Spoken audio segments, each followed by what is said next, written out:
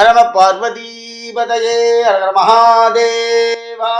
தென்னாளுடைய சிவனே போற்றி, எந்நாட்டவர்க்கும் இறைவா போற்றி போற்றி.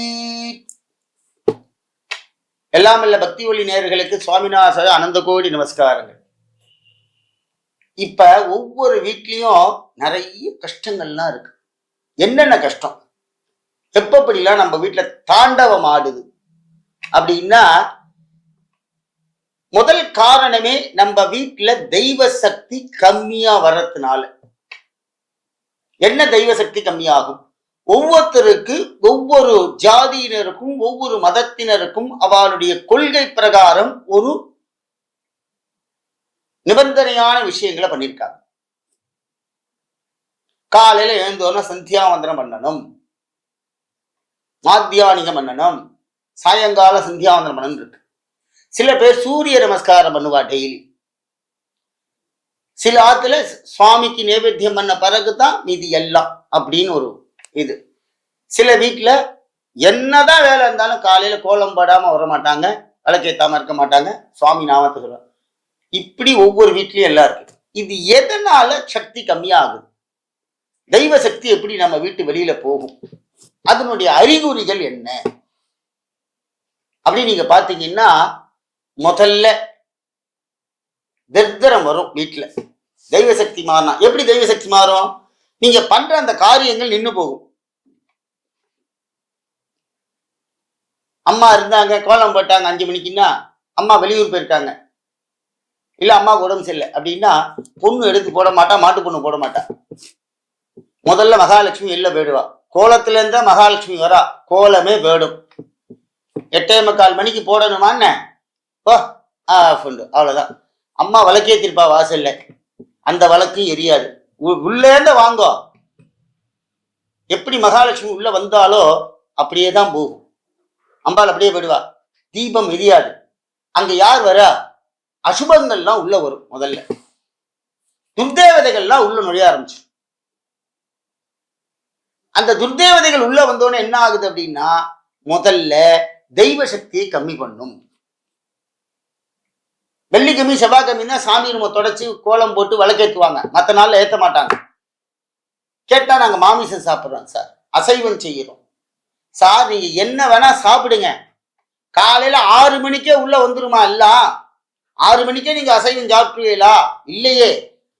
நீங்க மத்தியானத்துல மத்தியானம் 12 மணி 1 மணிக்கு தானே சாப்பிட போறேன். காலையில 6 மணிக்கு என்ன பண்றேன்? எழுந்து சுவாமியை விளக்கேத்தி, இன்னைக்கு நீங்க மாமிசம் சாப்பிட போறேன்னு தெரிஞ்சதுன்னா காலையில 6 மணிக்கு சுவாமியை விளக்கேத்துங்க. அந்த தெய்வத்துக்கு ஒரு கல்கண்டான நைவேத்தியம் பண்ணுங்க. அந்த குலதெய்வத்துக்கு தான் ஒரு டம்ளர் தண்ணியான்னு வச்சுட்டு வாங்க. சுவாமி எங்க குடும்பத்தை காப்பாத்து இன்னைக்கு அப்படின்னு சொல்லிட்டு நீங்க திரைய போட்டு நீங்க மாமிசம் சாப்பிடலாமே. ஆனா அன்னைக்கு சாப்பிட போறேங்கிறதுனால அவரை பட்டினி போட்டுறல. அப்ப அந்த தெய்வ சக்தியானது கம்மியாகுது இல்லையா? அப்ப வெள்ளிக்கிழமை செவ்வாய்க்கிழமை தான் பண்ணணும்னு இருக்கா? அப்படி ஒரு தெய்வ சக்தி வெளியில போயிடும். ரெண்டாவது, இந்த தெய்வ சக்தி கம்மியாகத்துல பிரச்சனைகள் என்ன அப்படின்னா, சண்டை வரும் ஆத்துல. முதல்ல சூன்யமான காரியங்களே செய்வார்கள். ஆத்துல பெருக்கத்துக்கு ஆள் இருக்கு, 10 பேர் இருப்பா, யாரும் பெருக்க மாட்டா, குப்பை குப்பையா இருக்கும். போட்டி, காம்படிஷன், நீ பண்றியா நான் பண்றேனா. அடுத்தது, ஆத்து தொடக்க மாட்டா, அந்த கிருமிகள்லாம் இருக்கும். அடுத்தது, வாயிலா ஜீவன்கள், நாய வளர்ப்பா, அந்த முடி கொட்டும், அதை பெருக்கிறதுக்கு ஆள் இருக்காது. அடுத்தது பூனைய வளர்ப்பா, அதெல்லாம் வாயிலா ஜீவன்கள், அதுக்குன்னு ஒரு இடம் இருக்கு, வளர்க்கறதுக்கு இடம் இருக்கு, அது இருக்கிறதுக்குன்னு ஒரு இடம் இருக்கு. அது சமையல் ரூம் வரைக்கும் வந்து நிற்கும். இவா சாமி பூஜை பண்ணும்போது பக்கத்துல நிற்கும். அசுபங்கள்லாம் செய்யக்கூடாது. அடுத்ததாக, இப்படியே ஆத்துல அழுக்கு துணிகள் அக்லியா இருக்கும் எல்லாமே வீடு.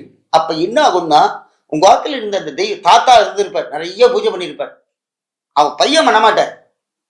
பாட்டி நல்லா விளக்கேத்திருப்பா, நல்லா பூஜை பண்ணியிருப்பா, அந்த சக்தியில எல்லாம் நல்லா வளர்ந்து வந்திருப்போம். அவ காலம் முடிஞ்ச பிறகு இவ பூஜையெல்லாம் விட்டுருவா.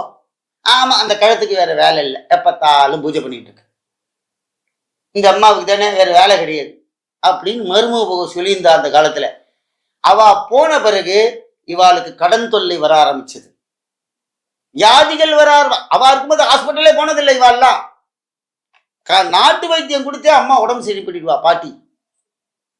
ஒருத்தராத்துல பாட்டி இருக்கான்னு வச்சுங்களேன், சந்தோஷப்படுங்க எல்லாரும். முன்னோர்கள் இருக்கணும். அவெல்லாம் 100 வயசு வரைக்கும் இருந்தாதான் நமக்கெல்லாம் ஒரு தைரியம். தயவு செய்து எல்லாருக்கும் ஒரு நமஸ்காரம். ஆத்துல தாத்தா பாட்டி இருந்தா எல்லாரும் தயவு செய்து அவளோட அன்பாக இருங்கள். எங்க தாத்தா கோச்சிக்கிறான்னு சொல்லாதீங்க. அவங்களுக்கெல்லாம் ஒரு வயசுக்கு அப்புறம் அவளுக்கு மைண்ட் மாறிடும். எவ்வளவு பெரிய பீஷ்மாச்சாரியா, எத்தனை வயசு இருந்தார்? நிறைய பேர் நீங்க மகாபாரதத்துல பார்த்தேன்னா எல்லாம் 80, 85 தான். எப்படி இருந்தா அவெல்லாம் பக்குவமா இருந்தார். அவ்வளவு பெரிய மகாபாரதத்துல பீஷ்மாச்சாரியாரே விதி விலக்கி விட்டது, துரோணாச்சாரியாரை விலக்கி விட்டது. அந்த விதி விலகும், களி மாறும். அதனால தாத்தா பாட்டி இருந்தா அவெல்லாம் அனுசரணை பண்ணுங்க. அவெல்லாம் நிறைய சொல்லி கொடுப்பா. அந்த காலத்துல எல்லாரும் சேர்ந்து உட்காந்து சாப்பிட்டு தட்டு கீழே வச்சு சாப்பிடுவா. இப்ப யாருமே சேர்ந்து சாப்பிட்றதுக்கு நேரமே இல்லை. பொண்ணு காலையில டியூட்டிக்கு போயிடுறா, பையன் மத்தியானம் எழுந்து போயிடுறான், அப்பா ராத்திரி வர, அம்மாவுக்கு என்ன பண்றதுன்னு தெரியல, சமைச்சு வச்சு ஆத்து வாசல்ல உட்கார்ந்துட்டு இருக்கா. சாப்பிட்றதுக்கு ஆள் இல்லை. அந்த காலத்துல எல்லாரும் ஆத்துல இருந்தோம், ஆனா சாப்பாட்டுக்கு கஷ்டம் இருந்தது. அந்த ஒரு பருக்கையான எரியாம சாப்பிட்டோம். இன்னைக்கு ஹோட்டல்ல போனா 2 தோசை வாங்கி சாப்பிடணும் ஆசைப்பட்டு பாதி தோசையை தூக்கி எரிஞ்சிட்டு வந்துடுறான். அன்னத்தின் மகிமை தெரியவில்லை. இன்னும் களி மாற மாற நம்ம எல்லாம் பிக்ஷை எடுக்க ஆரம்பிச்சுவோம். இப்பயே நம்மளாம் சேர்த்து வைப்போமே புண்ணியத்தை. அதனால தெய்வ சக்தி இப்படியும் மாறும். அதனால எல்லாரும் தெய்வ சக்தி எங்கெங்க இருக்குங்கிறத பார்க்கணும். 2வது, வீட்டுல 2 பொருள் கம்மி இல்லாம இருக்கணும். உப்பு குறையவே கூடாது, பால் குறையக்கூடாது, தயிர் குறையக்கூடாது. தயிர் பக்கத்து வீட்டுல போய் கடன் வாங்கி வருவான். அப்ப அவங்க வீட்டுல எவ்வளவு தரித்திரம் பாருங்களேன். 1 டம்ளரான தயிர் இருக்கணும், ஒரு 1/2 டம்ளரான பால் இருக்கணும். ஏன் தெரியுமா பால் வச்சிருக்க சொல்லியிருக்கா? அந்த காலத்துல நம்ம பாத்துக்கு வர விருந்தாளிகள் குழந்தைகள் வருமா. அந்த காலத்துல குழந்தை செல்வம் அதிகம். இந்த காலத்துல ஹஸ்பண்ட் வந்தா பொண்டாட்டி வர மாட்டேங்கிறான், பொண்டாட்டி வந்தா புருஷன் போக மாட்டேங்கிறான். ஏங்க நீங்க இந்த ஃபங்க்ஷனுக்கு போங்க, நான் அந்த ஃபங்க்ஷனுக்கு போறேன். எப்போதுமே ஒரு ஃபங்க்ஷன்ல 2 பேர் சேர்ந்து போய் ஆசீர்வாதம் பண்றது. நீங்க இவாத்து காலையில போனீங்கன்னா மறுநாளைக்கு அவாத்துக்கு போங்க, சேர்ந்து போங்க. தெய்வ சக்திகள் கூடும். நீங்க போயிருப்பேன் ஒரு கல்யாணத்துக்கு, உங்க ஆத்து மாமி இன்னொரு கல்யாணத்துக்கு போயிருப்பா. இந்த ஆத்துல கேட்பான் மாமாவை பார்த்து, ஏங்க ஆன்டி வரல அப்படின்பா. அங்க போனா எங்க அங்கிள் வரல அப்படின்பா. என்ன எதிர்பார்க்கிறாவா அப்படின்னா உங்க ஆசீர்வாதம், தெய்வ சக்தி. அதை நம்ம பண்ணணும். அடுத்ததாக இந்த தெய்வ சக்திக்கு என்னன்னு அப்படின்னா, ஆத்துல தப்பான வார்த்தைகளை சவுண்டா பேசக்கூடாது. தெய்வத்துக்கு வேண்டியது அமைதி. நீங்க மடத்துக்கு போறேன், கோவிலுக்கு போறேன், தியான மண்டபத்துக்கு போறேன்னா என்ன பண்றா எல்லாரும்? அமைதியை காக்கவும் அப்படின்னு தானே போர்டு போடுறா. அதே தான் நம்பாம ஒரு கோவில். சத்தம் போடக்கூடாது. தண்ணி கொண்டு வான்னு அம்மா அங்க சமையல் ரூட்ல இருக்கான்னா இங்கேருந்து கத்தக்கூடாது. நீ எழுந்து போய் தண்ணி எடுத்துக்கோ. அப்போதான் வீட்டுல தெய்வ சக்தி பெருகும். நீங்க இதெல்லாம் பண்றீங்கன்னா தெய்வ சக்தி அலங்கோலமாகி நம்மள கடல்ல தொங்க விட்டு நம்மள எந்த அளவுக்கு தரித்திர லெவலுக்கு கொண்டு வர முடியுமோ கொண்டு வந்து அது எழுந்துக்கவே முடியாது நம்மளால. அது நமக்கு பிறந்திருக்கிற பேரம்பேத்திகள்லாம் அவ்வளோ கஷ்டப்படுவாங்களாம். அதனால்தான் தாத்தா பாட்டிலாம் நல்வழி படித்து தெய்வ சக்தியை உருவாக்குகிறார்கள். அதனால எல்லாரும் நல்ல முறையில வீட்டை பாதுகாத்து, நம்ம கோவில் நம்ம தெய்வம், நம்ம வீடே தெய்வம், நம்ம வீடே கோவில், நம்ம நினைப்பதே தெய்வம், நம்ம சொல்வதே வேத மந்திரம்.